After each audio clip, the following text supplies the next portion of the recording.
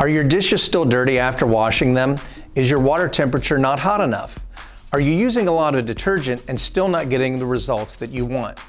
This could be happening because you're not checking your equipment daily. Here are the top 5 things you should do every day to get the best performance out of your Undercounter dishwasher.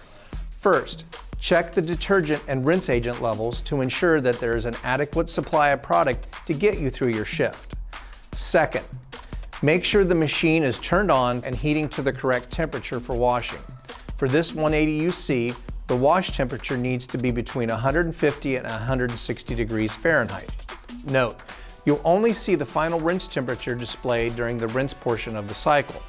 This machine has a built-in feature that will not turn on the final rinse until the water has reached 180 degrees Fahrenheit.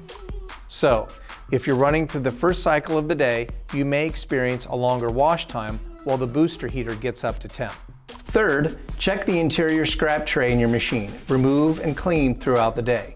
You should also inspect the wash tank for debris at the same time. Fourth, find the exterior pull-out tray and drain pump screen.